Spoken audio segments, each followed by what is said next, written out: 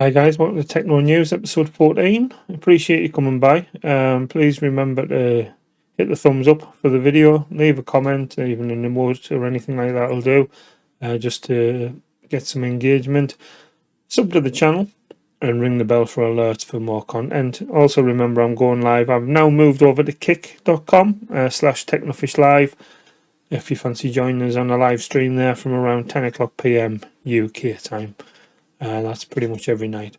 So I'll catch up with you then. Thank you very much. Right, so first up, we have some changes to Twitter. I don't know if you noticed that just after I uploaded my last video, actually, there was some sort of movement on this. Elon decided he was going to rebrand Twitter to X pretty much overnight. It's it's a bit of a funny one. He actually put out a tweet on the night saying if there's a good enough X logo posted tonight, we'll make it go live tomorrow. And true to his word, he actually done that. So it's now known as X, as you can see on these logos here.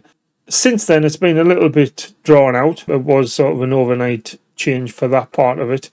But since then, it's been drawn out with regards to changing the actual app logo on people's phones. It's just started changing in the last couple of days.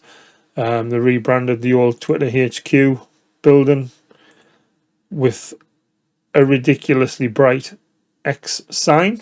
So that's now on the building in San Francisco.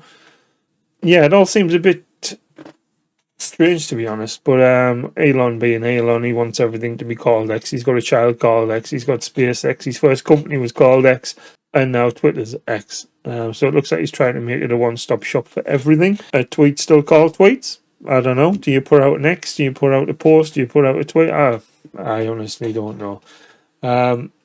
So yeah, Twitter is no more. X is what we're running with now. Yeah, so that's the situation with Twitter at the minute. Other news, which may or may not interest you. Valorant, they announced the new VCT version 3 pack. It actually looks quite smart. It's a Vandal this time. The last one was a Phantom. And you get a knife that looks like one of Jet's throwing knives. It looks a bit like a trowel, to be honest. But yeah, it is pretty smart. I don't think I'll be splurging the cash unless I get a lot of donations in the meantime. But yeah, it is pretty smart looking. The effects are quite cool. Again, it's got the Champions Trophy in the sky when you get the finisher and things like that. Yeah, so let us know what you think about that in the comments down below. Staying with Valorant, they also announced that they're going to be clamping down on the app Recon Bolt. To what extent, I'm not entirely sure. Basically, if you're not aware, Recon Bolt is an app that you can download, and it gives you access to people's stats, so you can see how well they've done in previous games. A bit like Teams and the Tracker.dg. They both have that as well, so I'm not sure what's going to happen with them. But this one also gives you the ability to insta-lock your agents.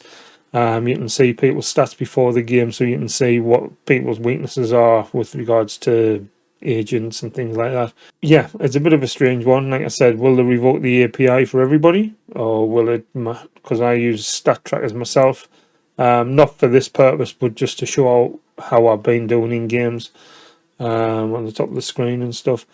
Yeah, it's a bit of an odd one, but we'll see what turns out with that. It could be a bit strange if they do revoke the API completely, but we'll find out down the line. Other news, there was a lot of drama involving Ninja.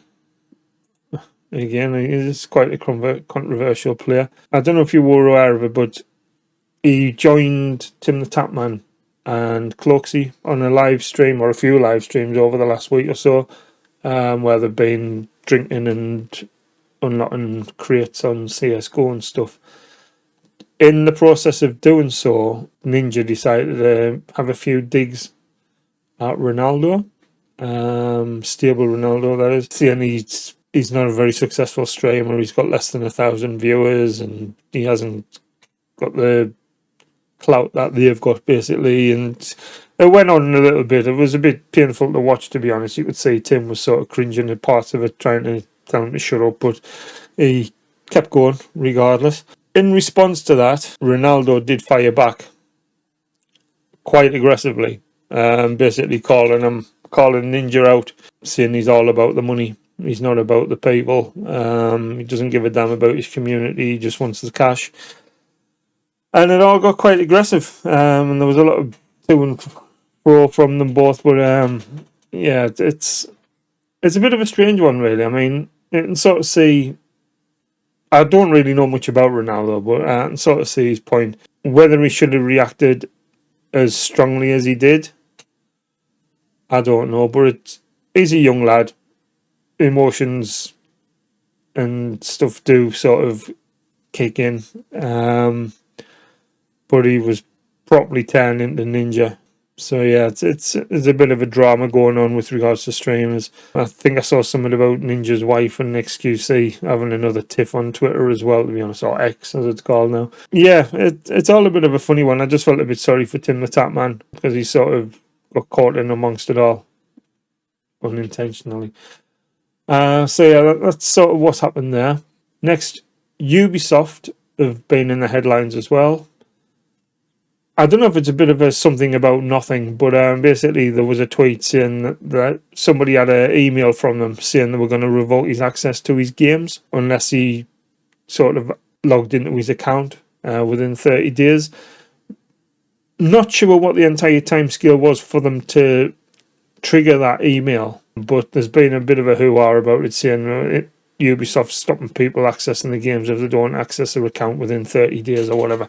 I don't think it's quite as quick turnaround as that. I'm sure you must get about 6 months to a year if you haven't accessed your account. Basically, they don't want to hold on to your digital data, so they will remove it, and in doing so, you will remove access to any games, any DLC, anything like that you've purchased with them, which is a bit crap.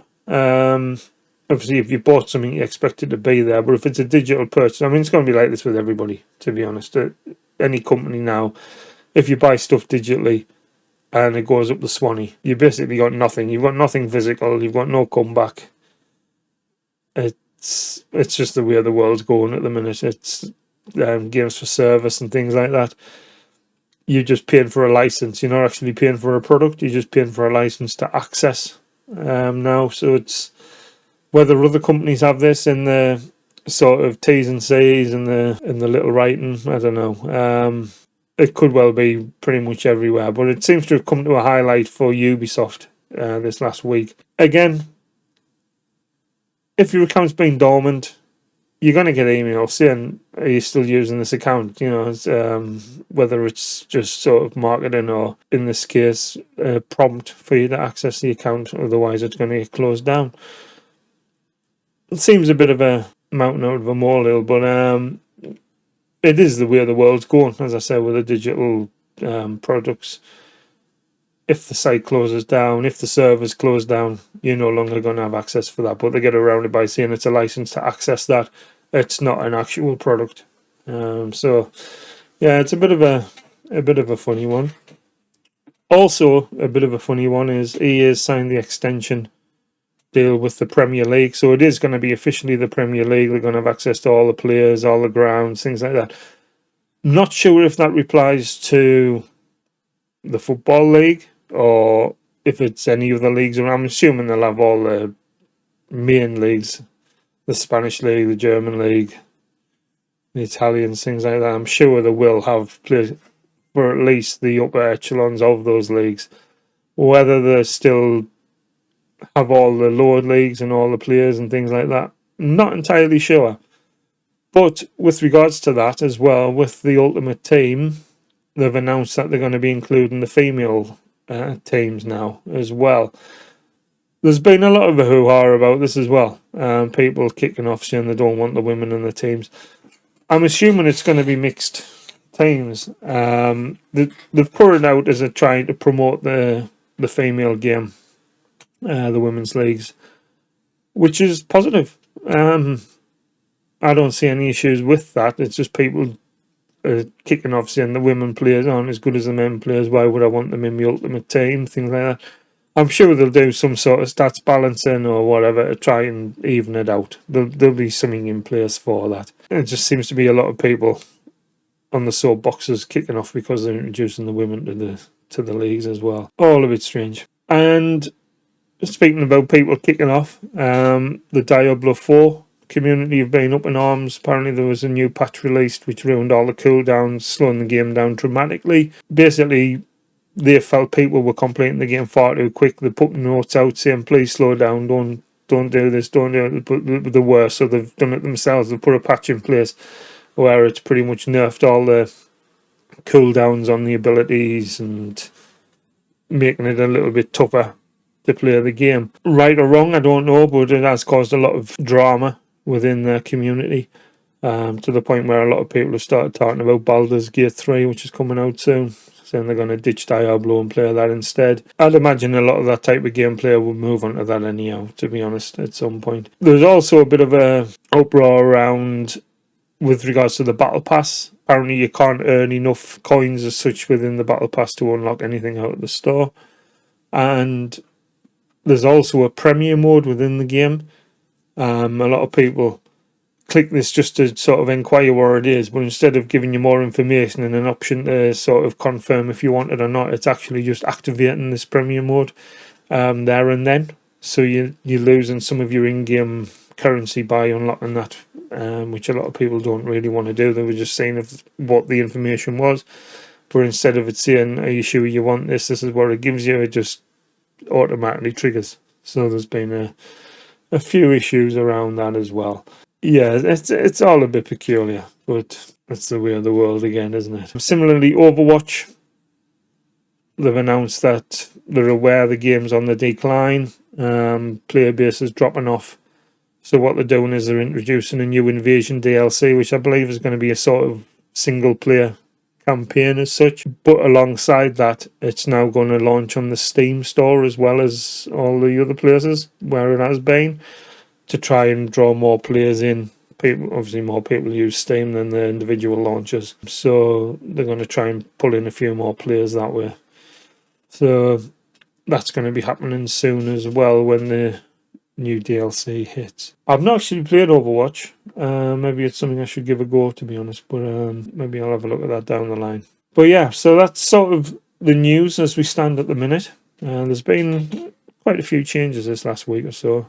As I said at the beginning, please let me know what you think in the comments below. Give us any feedback, it will be appreciated. If there's any stuff I'm missing out that you would like to hear about, if you feel I'm going on a bit too much about some things and not others, please let me know. Let me know if you agree with any of the stories that's been out, and I shall catch you on the next one. So remember, just hit the thumbs up, leave us a comment, sub to the channel, and I'll catch you live on kick.com from around 10 o'clock PM UK. I shall see you on the next one. Ciao for now.